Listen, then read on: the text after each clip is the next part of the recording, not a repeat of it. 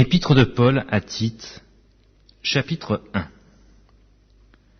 Paul, serviteur de Dieu et apôtre de Jésus-Christ pour la foi des élus de Dieu et la connaissance de la vérité qui est selon la piété, lesquels reposent sur l'espérance de la vie éternelle, promise dès les plus anciens temps par le Dieu qui ne ment point, et qui a manifesté sa parole en son temps par la prédication qui m'a été confiée d'après l'ordre de Dieu notre Sauveur, à Tite, mon enfant légitime en notre commune foi.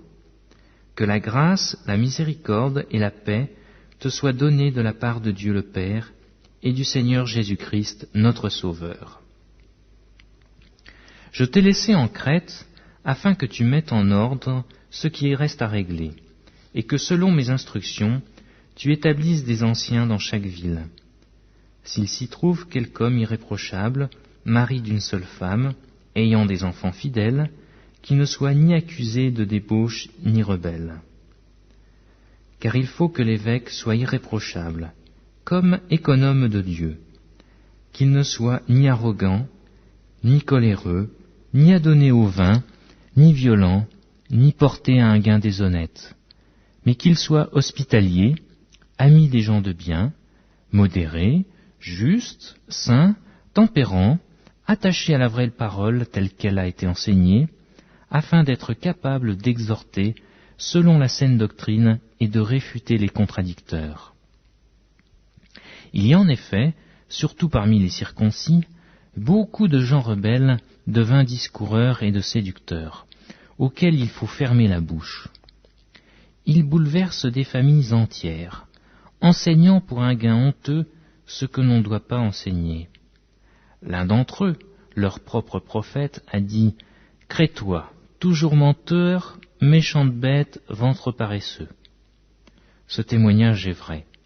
C'est pourquoi reprends-les sévèrement, afin qu'ils aient une foi saine, et qu'ils ne s'attachent pas à des fables judaïques et à des commandements d'hommes qui se détournent de la vérité. Tout est pur pour ceux qui sont purs, mais rien n'est pur pour ceux qui sont souillés et incrédules. Leur intelligence et leur conscience sont souillées.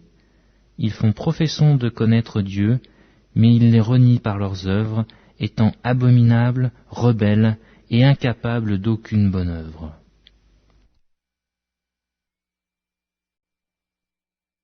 Deuxième épître de Paul à Tite, chapitre 2. Pour toi, dis les choses qui sont conformes à la saine doctrine.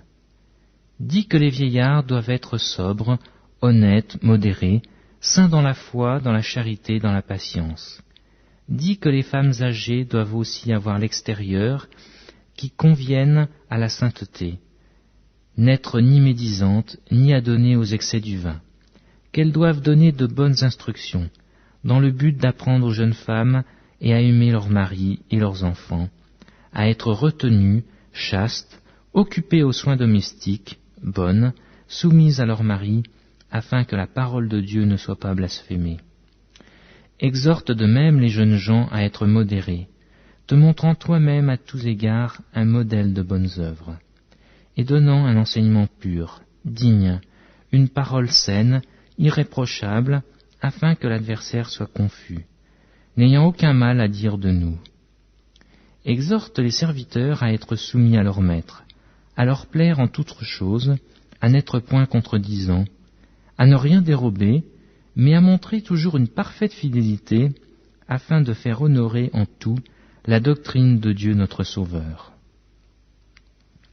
C'est la grâce de Dieu, source de salut pour tous les hommes, qui a été manifestée. Elle nous enseigne à renoncer à l'impiété et aux convoitises mondaines, et à vivre dans le siècle présent selon la sagesse, la justice et la piété, en attendant la bienheureuse espérance et la manifestation de la gloire du grand Dieu et de notre Sauveur Jésus-Christ, qui s'est donné lui-même pour nous, afin de nous racheter de toute iniquité et de se faire un peuple qui lui appartienne, purifié par lui et zélé pour les bonnes œuvres. Dis ces choses, exhorte et reprends avec une pleine autorité, que personne ne te méprise.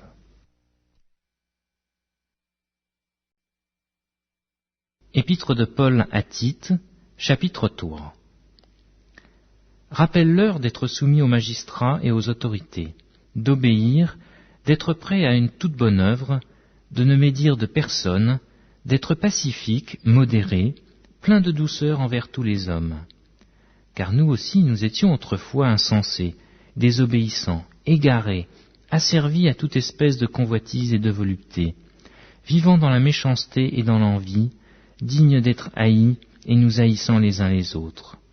Mais lorsque la bonté de Dieu notre Sauveur et son amour pour les hommes ont été manifestés, il nous a sauvés, non à cause des œuvres de justice que nous aurions faites, mais selon sa miséricorde, par le bain de la régénération et le renouvellement du Saint-Esprit qu'il a répandu sur nous avec abondance par Jésus-Christ notre Sauveur, afin que, justifiés par sa grâce, nous devenions, en espérance, héritiers de la vie éternelle.